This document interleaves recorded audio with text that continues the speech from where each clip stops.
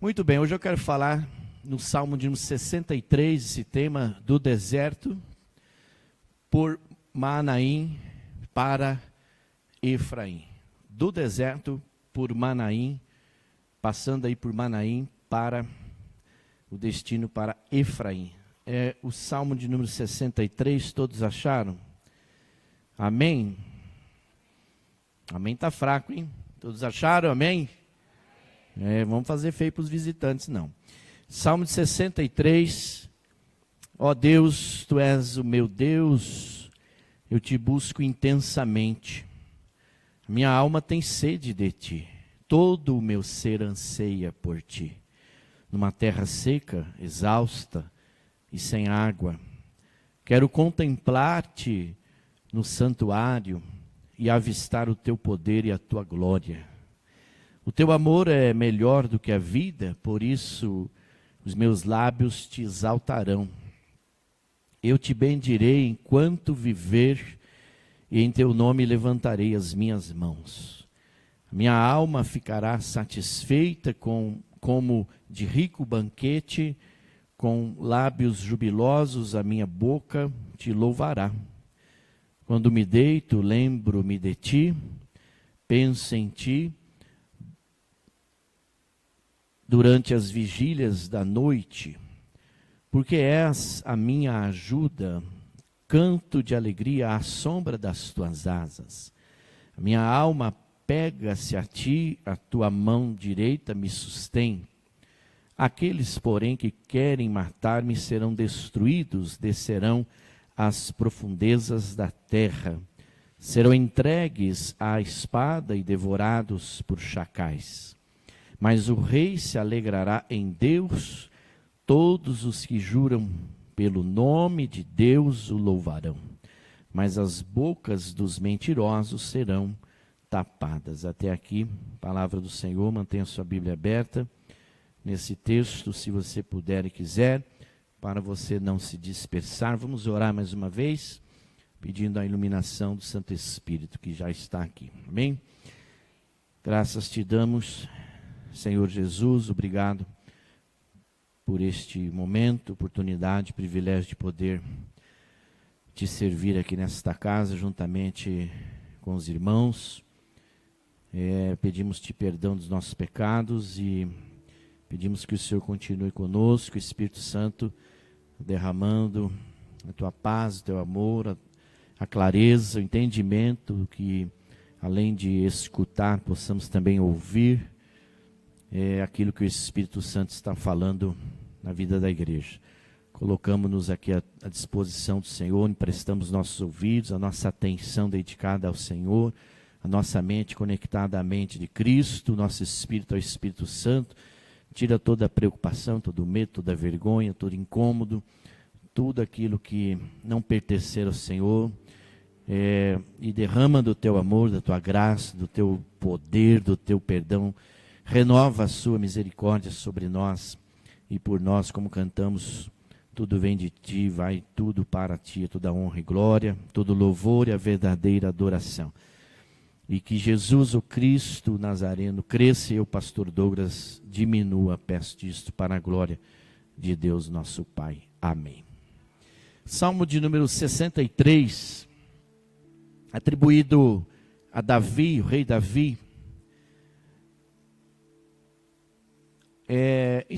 Em qual momento da história de Davi este salmo foi escrito? Em que lugar Davi estava quando escreveu este salmo? O que Davi estava sentindo? O que Davi estava passando quando escreveu este salmo, este capítulo do Saltério? São algumas respostas que durante a mensagem nós pretendemos responder. Nós sabemos que Davi teve vários filhos, e um deles foi Absalão. Absalão, do hebraico Avshalom, que significa meu pai é paz, meu pai é paz.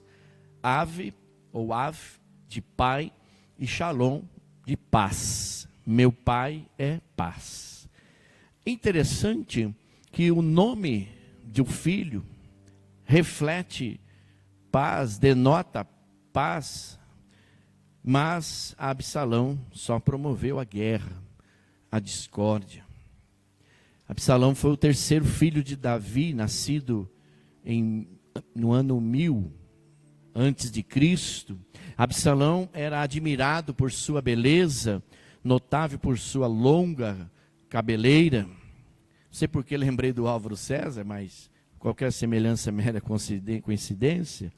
Mas no caso diferente do Álvaro, Absalão era um rebelde, um filho rebelde que tentou usurpar o trono de seu pai.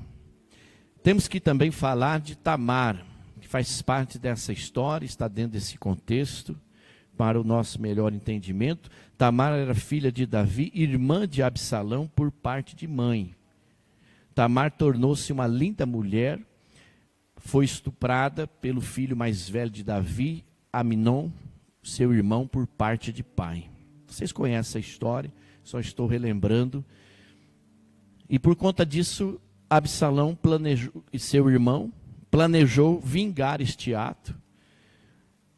Ele desejou matar o próprio irmão, esperou 2 anos, até que finalmente seus servos assassinaram Aminon. Isso causou uma grande tristeza em Davi. Absalão, por conta disso, fugiu e ficou longe durante 3 anos. Davi continuava amando Absalão, seu filho, e este desejava voltar para junto de seu pai, para junto da sua família. O seu retorno a Jerusalém foi mediado por Joabe. Absalão voltou, mas Davi, o seu pai, lhe impôs uma condição, que durante 2 anos ele não poderia comparecer à presença do rei, não poderia comparecer à presença do pai. Ele aceitou e assim foi feito, mas posteriormente a reconciliação aconteceu outros fatos que eu também vou mencionar. E a restauração foi acontecendo de maneira gradual até que se completasse. Mas nesse tempo, nesses 2 anos, as ambições de Absalão foram se revelando. Ele foi mostrando quem ele realmente era e foi revelando o seu caráter. Absalão começou a traçar planos para substituir a seu pai no trono. Com astúcia, Absalão convenceu a muitos para a sua causa, dando a entender que seria melhor juiz que o seu pai. Aí nós também conhecemos a história, houve uma revolta, os planos de Absalão começaram a se concretizar, e após 4 anos de seu retorno a Jerusalém, ele já se encontrava ali, preparado para dar o seu golpe, no seu próprio pai. Imaginem a cena. Retirou-se para Hebrom e ali se declarou rei. Em Hebrom contava com o apoio de grande parte da população, e Davi teve que deixar Jerusalém e ir para Manaim, do outro lado do rio Jordão, para se proteger e planejar então a sua resistência. Foi no deserto de Judá, na região de Manaim, que Davi escreveu esse salmo. Ao ler essa história e relembrar todo esse contexto, me lembrei também do nosso Senhor Jesus Cristo, que no início do seu ministério precisou enfrentar o deserto. Foram 40 dias e 40 noites. E lembrando todas essas histórias que apresentam o deserto e pessoas que passaram pelos desertos da vida, nós vamos perceber que depois do deserto nós saímos mais fortalecidos, que as pessoas que passaram pelo deserto, elas saíram mais fortalecidas, e nós também, comparando aí ao nosso Senhor Jesus, saímos mais fortalecidos. Então a proposta hoje é: faça do seu deserto um Manaim. um lugar onde você recebe o alimento espiritual para o seu fortalecimento. Imagine você em uma situação dessa, como Davi, você como pai, o que você escreveria? Davi escreveu o Salmo 63. Aliás, será que nós escreveríamos alguma coisa? No caso, Davi escreveu o Salmo 63, e isso ficou para a posteridade como um legado, e hoje nós estamos aqui relembrando essa história. E a partir dessa história, nós vamos captar aqui algumas máximas que nós podemos aprender com Davi neste Salmo, quando estamos no deserto, ou quando estamos passando pelo deserto, e o deserto pode representar para mim, para você, situações difíceis que nós passamos ou estamos passando ou ainda vamos passar. Quais são as 3 máximas então que nós vamos aprender com Davi nesta hora? A primeira delas é que o único Deus tem prioridade no meu tempo. O único Deus tem prioridade no meu tempo. Eu aprendo isso com Davi, claramente. Verso 1, Davi vai dizer assim: ó Deus, tu és o meu Deus forte. Eu te busco intensamente. A tradução que diz ansiosamente. A minha alma tem sede de ti. O meu ser, ou o meu corpo te almeja, ou te deseja, te anseia. Em uma terra seca, uma terra árida, exausta, sem água. Em um lugar sem estrutura, em um lugar sem condições. E é neste salmo que Deus é pessoalmente conhecido. Davi vai dizer: ó Deus, tu és o meu Deus forte. Embora Deus esteja traduzido aqui com alguns adjetivos, conhecido por nós, como por exemplo, forte, poderoso, no original hebraico está apenas como El, que é essa expressão que é usada para qualquer divindade. Por isso nós temos alguns nomes de Deus que começam com El Shaddai, El Shalom, e assim vai. Mas em se tratando de Davi, ele quer destacar que Deus é o único Deus dele. Por isso ele usa essa expressão, El, o poderoso, o herói. Este é um dos termos mais antigos, inclusive, usados para Deus, que é também utilizado no livro de Gênesis, em Jó, em todo o Saltério, nos 150 capítulos do livro de Salmos, e também em Isaías. Quando encontrarmos essa expressão, El, referente-se a Deus, vamos entender que é o único Deus. E no caso de Davi, esse El, esse único Deus tem prioridade para ele. Eu te busco ansiosamente, denota aqui que esse Deus, esse El, que é único, tem prioridade no seu tempo. Ele diz: toda manhã te busco, ou de madrugada te busco.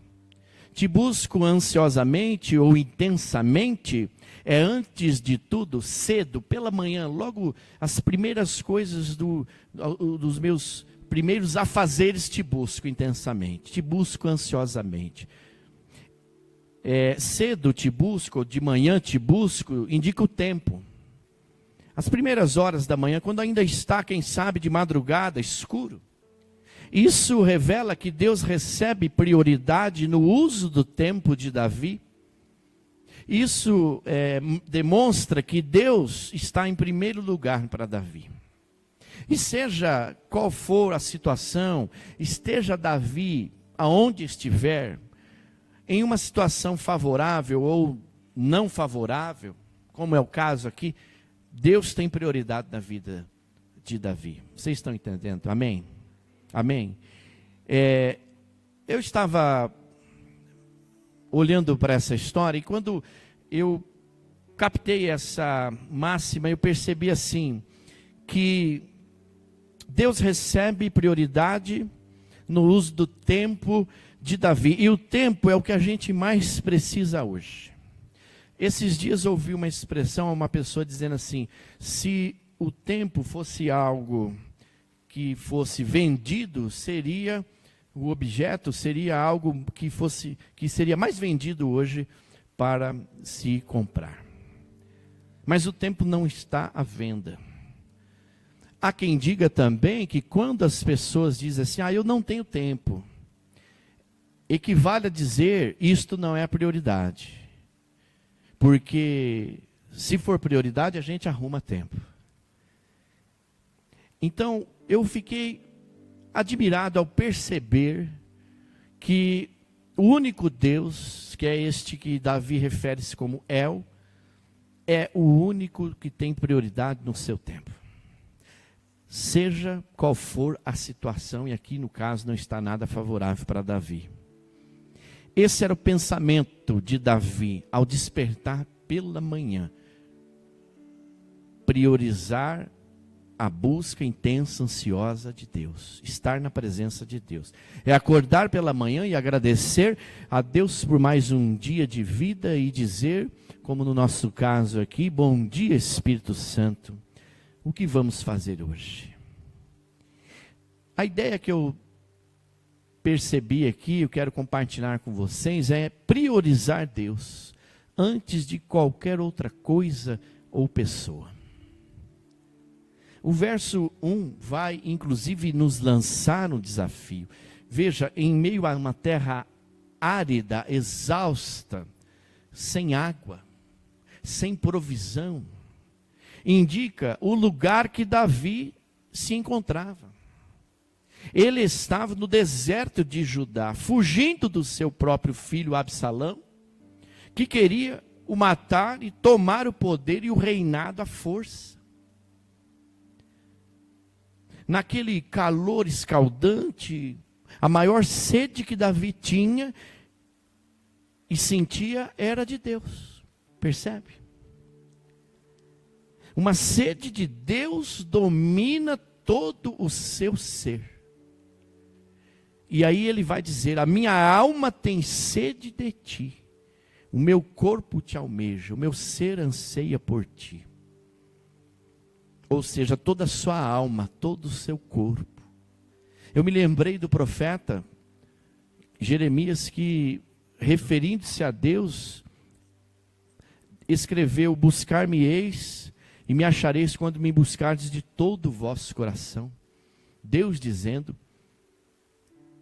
buscar-me-eis e me achareis quando me buscardes de todo o vosso coração. Significa exatamente isso que Davi está explicitando aqui no Salmo 63. Eu te busco ansiosamente, eu te busco de todo o meu coração, com toda a minha alma, com toda a minha força, ainda que me falte, com todo o meu vigor, com toda a minha dependência, eu te busco ansiosamente, intensamente.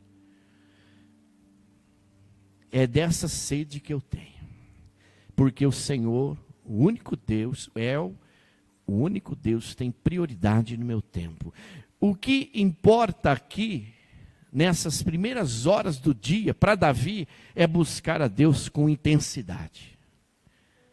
Esse anseio, essa sede tão intensos, que indica a certeza, você viu na leitura desses 11 versículos, a certeza na resposta de Deus, na providência de Deus a seu favor. E Davi faz a referência a respeito disso, porque Deus já fez na vida dele.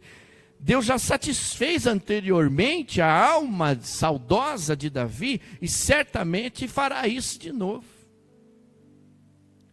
Este Salmo 63 é uma pura declaração de fé e dependência de Deus, do único Deus, do El.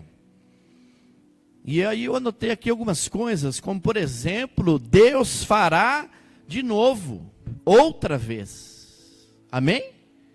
Eu creio, como numa canção, que na letra diz: faz outra vez, como na primeira vez. Então o único Deus tem prioridade no meu tempo. Essa é uma primeira máxima que eu aprendo aqui com Davi neste salmo. Quando estamos no deserto, passando por situações difíceis, o único Deus tem que ter prioridade no nosso tempo. Me lembrei de Jesus, das palavras de Jesus em Mateus 6,33. Buscar em primeiro lugar, pois, o reino de Deus e a sua justiça, e as demais coisas vos serão acrescentadas. Uma segunda máxima que eu percebo no texto, compartilho com vocês, é contemplar a Deus em qualquer situação. O verso 2 nos induz a isso. Assim eu contemplo no santuário, eu quero contemplar-te no santuário, para ver a tua força e a tua glória, para avistar o teu poder e a tua glória.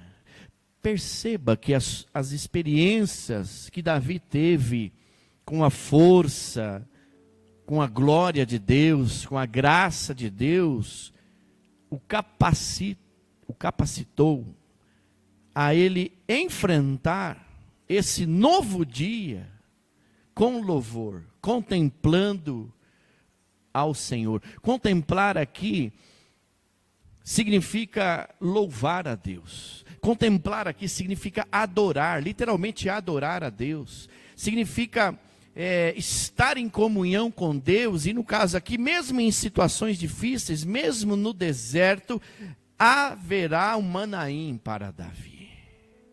E por isso ele contempla, pela fé. Contemplar é fixar o olhar em alguém ou em si mesmo.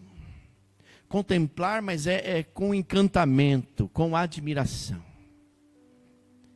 Contemplar é expressar o compromisso com Deus. É observar atentamente antes que a gente veja. Tem a ver com fé, tem a ver com adoração. E ele diz: eu te contemplo, ó Deus, no santuário, ainda que esse novo dia seja em meio ao deserto da vida, eu te contemplo, ó Senhor. Porque esse Deus, que é o único, ele tem prioridade no meu tempo. Estão entendendo? Amém, irmãos? Então, o santuário aqui indica a tenda. Não é o templo, porque o templo ainda não havia sido construído. O santuário aqui é a tenda que Davi havia instalado no deserto para abrigar a arca da aliança temporariamente. E mesmo em meio àquela tenda, aquele lugar, por assim dizer, improvisado, Davi faz daquele lugar um lugar de adoração, um lugar de contemplação. De perceber aquilo que Deus vai fazer sem mesmo antes ter visto Deus fazer. Mesmo em meio ao deserto, separado do santuário em Jerusalém, Davi mantém comunhão com Deus.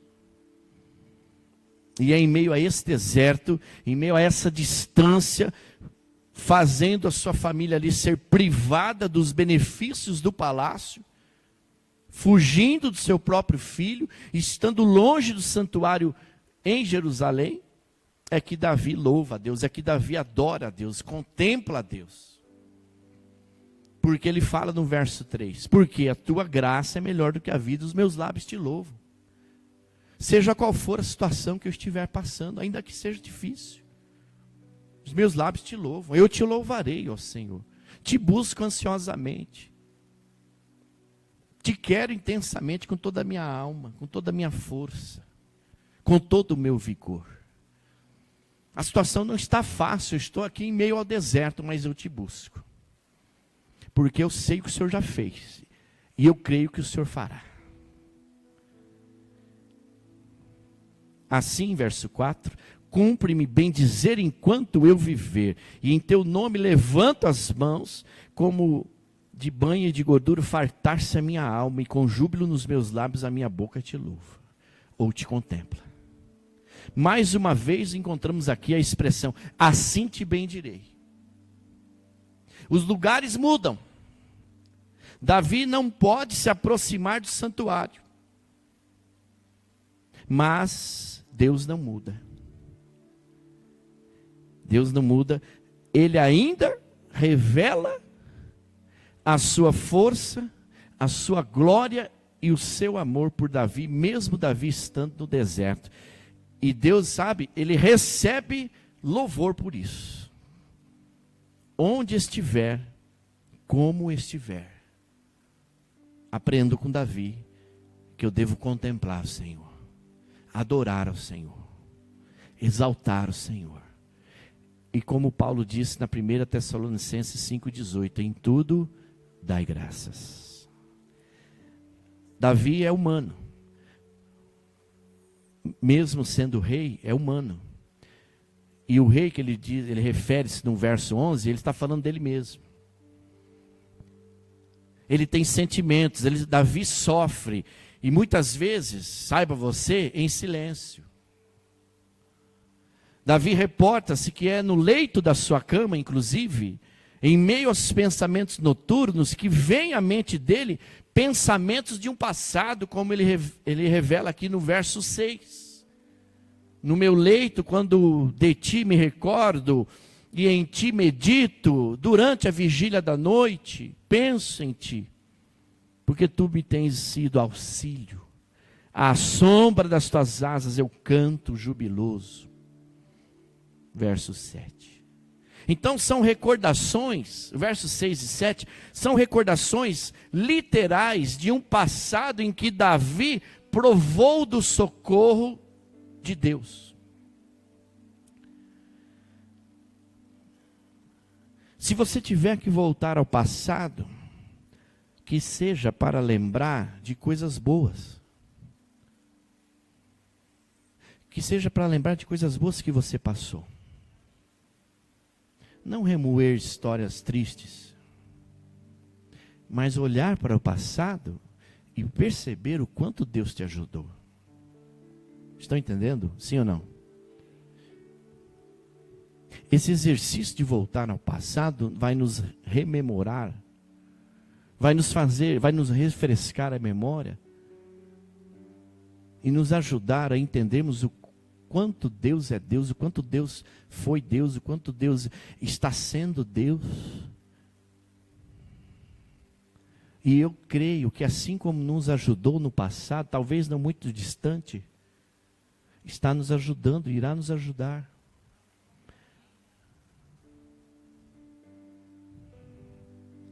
E eu aprendo isso com Davi. Contemplar a Deus em qualquer situação. Em tudo dai graças. Muitas dessas crises ou situações de privações ou provações que Davi passou, o motivou a escrever uma canção como um presente de um compromisso mútuo com Deus, que foi esse, o Salmo 63. Por isso que ele fala no verso 8, a minha alma pega-se a ti. A tua destra me ampara, a tua mão direita, significa a mão de apoio, seja a direita ou a esquerda, a tua mão de apoio me sustenta.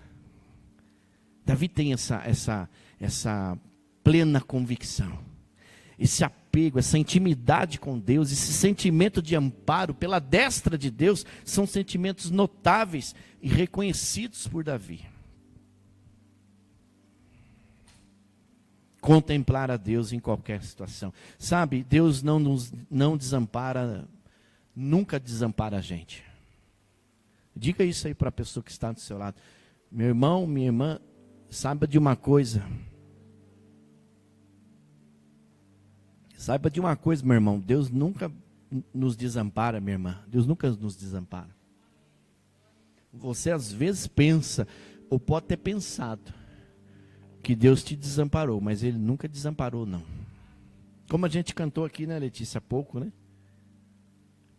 Está trabalhando, né? Como é que é a letra? Ainda que eu não veja, Deus está trabalhando. Ainda que não ouça, Deus está trabalhando. Ainda que eu não veja, Deus está em silêncio, Deus está trabalhando. seja em meio ao deserto, seja em meio à comodidade do palácio, Deus está trabalhando. Seja em meio a guerras e lutas, em meio a vitórias, conquistas e bonanças, Deus está presente. Pelo menos na vida de Davi. Certamente este salmo não é para um estranho que tenta encontrar o seu caminho até Deus. Este salmo revela a ânsia de um amigo de estar junto de quem ama. Quando a gente ama alguém, a gente não quer estar perto? Não quer estar junto? É esse o relacionamento que Davi tem com Deus. Ele quer estar perto. É este a ânsia, esse desejo. Ele quer estar perto do Senhor. Porque ele sabe o que Deus fez. E ele sabe o que Deus é capaz de fazer. Só que ele está passando em um deserto. Mas mesmo em meio ao deserto, nós vamos chegar em Manaim. Davi fala inclusive do amor de Deus por ele. Mas é o seu amor por Deus que nos faz orar.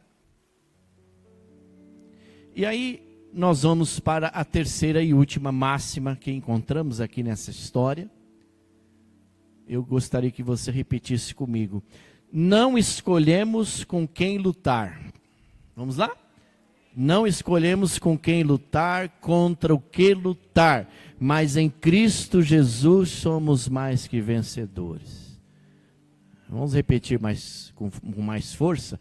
Não escolhemos com quem lutar, contra o que lutar, mas em Cristo Jesus somos mais que vencedores. Amém, glória a Deus. Ficou bonito agora, hein? Contudo, meus irmãos, agora vem o mais difícil. E o mais importante nessa história toda. A circunstância aqui era de conflito. Conflito familiar, entenda você. Que foi levado ao conflito profissional, mais uma situação de conflito. Um conflito em que o rei Davi foi envolvido e que precisava ser resolvido.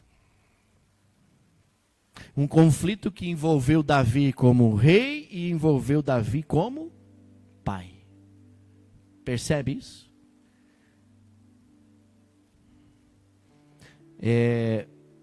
Mas resolver isso tinha que ser com a vitória de um lado e a derrota do outro. E eu ouvi numa letra de uma música que diz assim: o que é o guerreiro sem as suas lutas para lutar?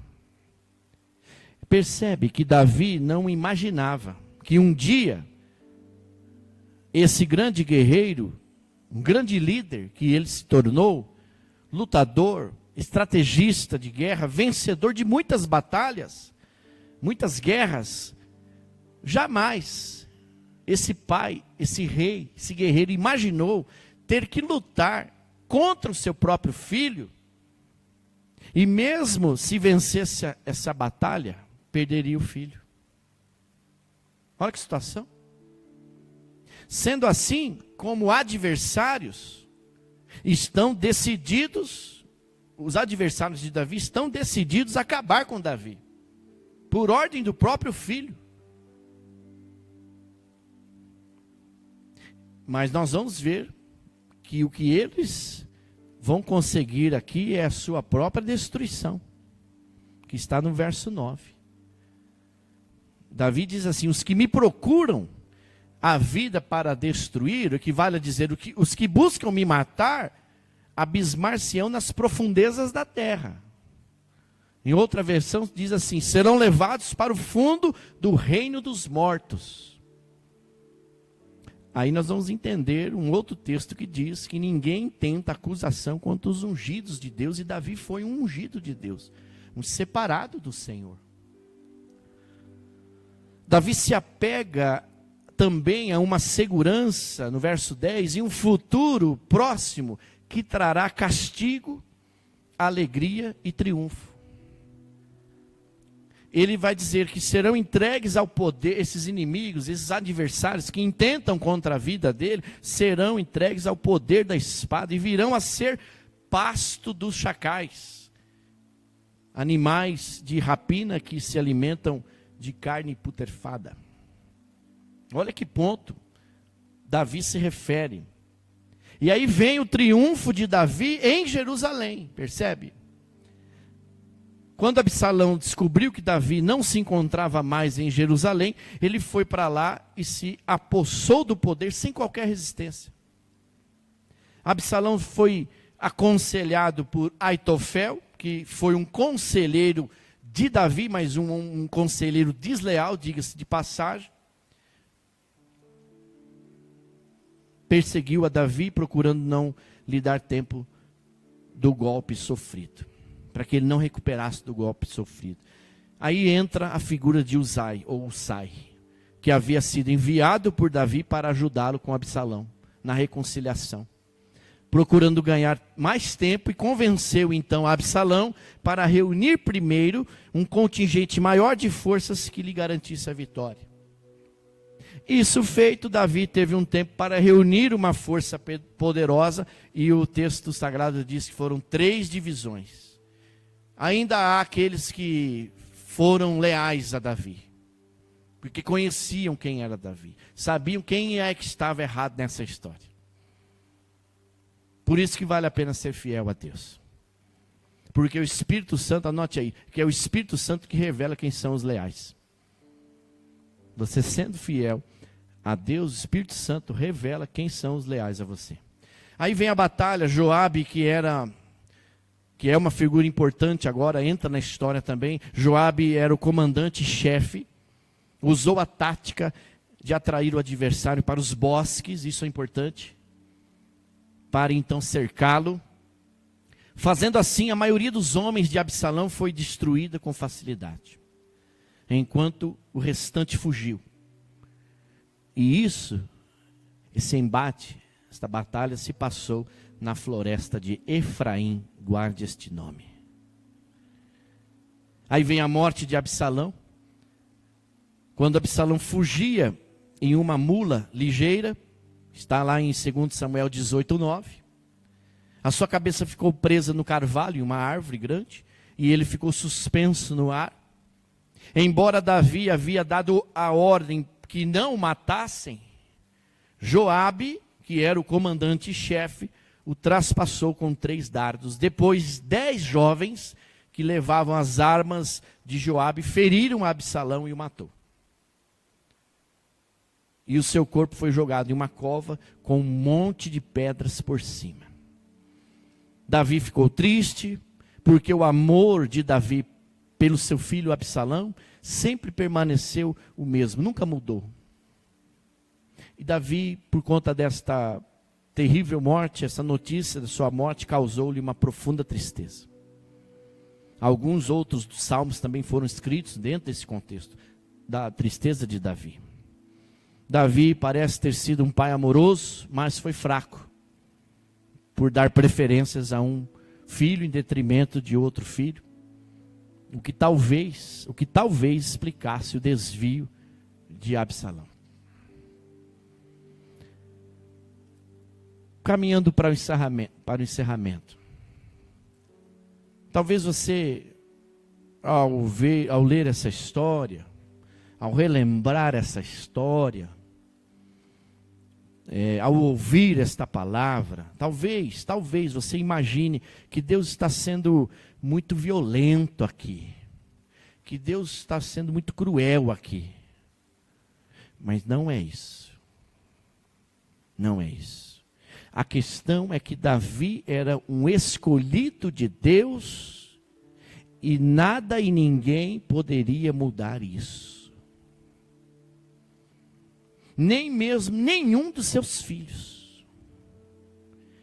O que me leva ao entendimento de que se você é um escolhido por Deus, se você é uma escolhida pelo Senhor, você precisa saber disso. Nada e ninguém vai mudar o que Deus tem a teu respeito. Você está notando isso?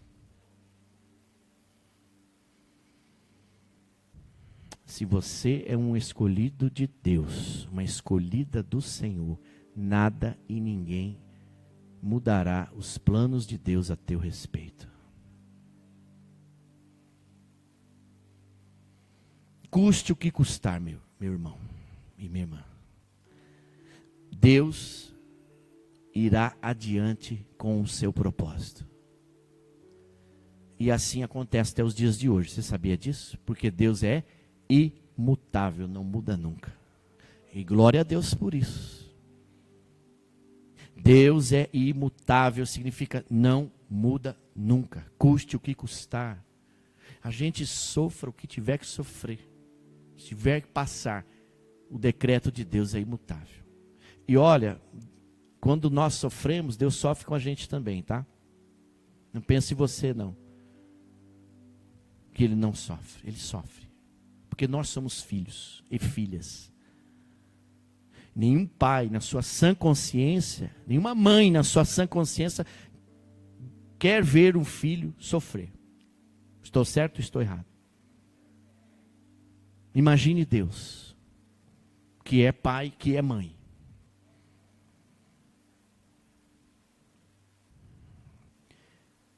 E se Ele deu uma sentença a nosso favor, se Ele deu um destino para nós, Ele vai cumprir. Aqui Davi está mostrando a sua confiança plena na providência e no poder divinos. E ao falar de si mesmo, lá no verso 11, Davi está afirmando o que Paulo escreveu aos Romanos 11, 29, que os dons e a vocação de Deus são irrevogáveis. Agora eu queria falar um pouquinho de Manaim. Em hebraico, a palavra Manaim significa acampamento dos anjos. Olhem onde Davi foi parar, mesmo em meio ao deserto.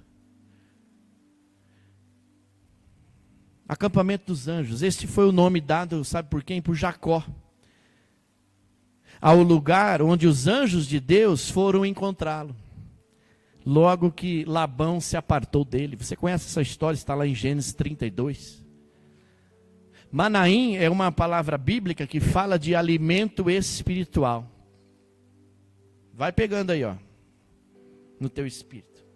Independente da sua localização, é sempre um lugar muito agradável, mas solene, de muita reverência, pois ali em Manaim, os anjos de Deus estão ministrando todas as coisas. Às vezes você está no deserto e não consegue perceber que em meio ao deserto há um Manaim, onde Deus te alimenta. Não estou falando de alimento físico não, só alimento físico não. O Jeová Jireh, que significa o Senhor dar provisão, é em todos os sentidos. Percebe?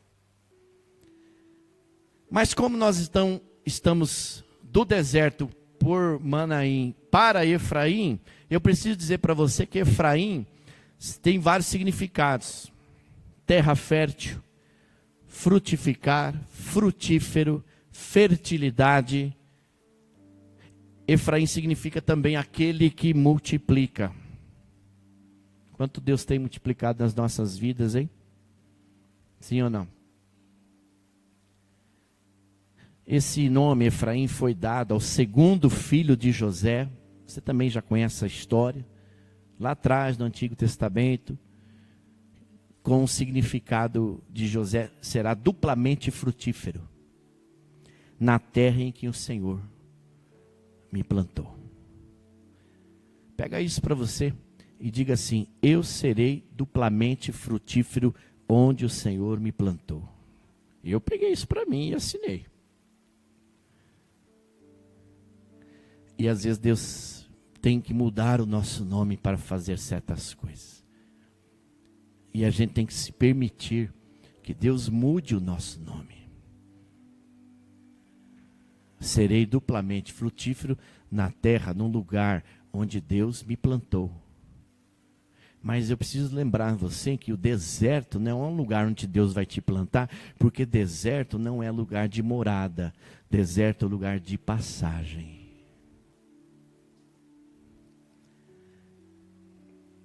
Quais são então as revelações, as crenças e as conclusões proféticas dessa palavra? Concluindo, eu creio que se Deus nos escolheu para uma tarefa, para realizar uma missão, Ele não desiste da gente nunca. Eu creio também que mesmo a gente sendo obrigado a ir para um deserto, lá encontraremos Manaim, no acampamento dos anjos.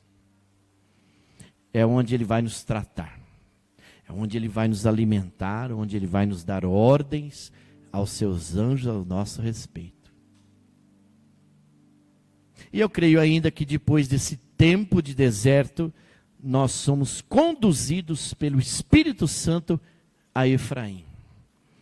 Há um tempo de produtividade, há um tempo de plantar e colher, de sermos duplamente frutíferos nesta terra, nesta cidade, nesta igreja que Deus nos plantou. Você pode pegar aí também na sua família, onde Deus te plantou, aonde você está. Seja Efraim, duplamente frutífero, para a glória do Senhor. Mas dependa de Deus, contemple ao Senhor, ao El, o único Deus. Busque-o ansiosamente, de todo o teu coração. Você não sabe com quem você vai lutar, quando você vai lutar, mas se você tiver com esse Deus, com este El, o único Deus, você será mais que vencedor. Amém, amados? Basta nos colocarmos como um Davi nas mãos de Deus. Amém, Álvaro César? Vamos orar. Se você deseja realmente entregar os teus caminhos ao Senhor, o único Deus, este que é El Shaddai, é o conselheiro, príncipe da paz, Deus forte, Pai amoroso, Deus protetor, nosso amparo, nosso seguro, nossa fortaleza, nosso socorro bem presente na hora da nossa angústia, principalmente quando estamos passando os desertos da vida. Faça aquilo que o salmista disse no capítulo 37, entrega o teu caminho ao Senhor, entrega a tua vida ao Senhor e tudo, confia nele, tudo mais ele, o Senhor é o único Deus, fará. Mas coloque esse Deus como prioridade no seu tempo. Se você deseja agir como Davi, e para poder dizer: te busco ansiosamente, ó Deus, te busco intensamente, com todo o meu coração, minha alma tem sede de ti. Essa é a oportunidade de você dizer isso para Deus. Essa é a oportunidade de você dizer: Deus, eu estou aqui. Senhor, eu vim aqui para te encontrar. Eis aqui, Senhor, a minha vida, entregue nas tuas mãos, Senhor. Faça em mim o teu querer, revela o teu realizar, pois o Senhor está no controle. Faça essa oração. Diga para Deus por que você está aqui. Diga quem é que tem prioridade no seu tempo. O tempo, nosso tempo, que é algo tão precioso para nós, tão importante. Dedicar ao Senhor essa prioridade. De poder estar na presença do Senhor. De poder acordar com o Senhor, de dizer: bom dia, Espírito Santo, seja bem-vindo entre nós, te adorarei. Contemplar a Deus em qualquer situação, principalmente em meio aos desertos da vida. Peça para Deus que você consiga avistar o Manaim em meio ao seu deserto. Um lugar onde os próprios anjos do Senhor te abastecem com tudo o que você precisa. Provisão de paz, paz na família, paz nos relacionamentos, provisão de segurança, provisão de certeza, de convicção de que Deus está no controle. Para que possamos recitar o Salmo 23, dizendo: o Senhor Deus é o meu pastor, é aquele que me governa, é aquele que me guia mansamente a águas tranquilas. E que você saia daqui hoje certo de que nós não escolhemos com quem lutar, e sabemos que vamos ter que lutar, que é inevitável muitas vezes o confronto. Na maioria das vezes não sabemos contra o que estamos lutando, mas saiba que, independente do que for, em Cristo Jesus nós somos mais que vencedores. A nossa vitória é certa, em o nome do Senhor Jesus. Receba esta oração, receba esta palavra. Que o Senhor te abençoe, te livre, te guarde. Que o Senhor faça resplandecer no seu rosto a face dele e te dê a paz. Que nesta semana seja uma semana de luta, sim, mas de vitórias, para a glória de Deus, o nosso Pai. E mesmo em meio a situações difíceis, a desertos, que eu e você, que nós encontremos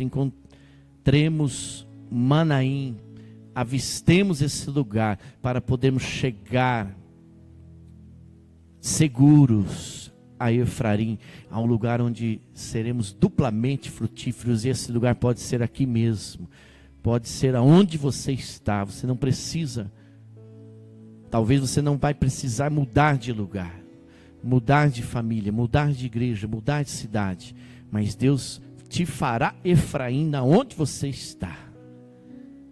E aí você vai poder dizer: te adorarei, te adorarei, te adorarei, Senhor. Seja qual for as circunstâncias, te adorarei. Em tudo dai graças, pois esta é a vontade de Deus, o nosso Pai, em Cristo Jesus, Senhor da igreja. Receba a bênção apostólica. Que a graça infinita, graça superabundante, graça de Cristo Jesus, o Senhor da igreja, que o grande amor, amor de Deus, o nosso Pai, o consolo, a força, a sabedoria, a companhia, sempre constante e abundante do amado e querido amigo Espírito Santo, sejam derramados sobre nós e vós, sobre todo o povo de Deus, indistintamente espalhados sobre a face da terra, hoje e sempre. Amém, amém e amém. Ótima semana, meus irmãos, até terça-feira no culto. Dê um alô aí pro seu irmão, diga que bom que você veio, ótima semana.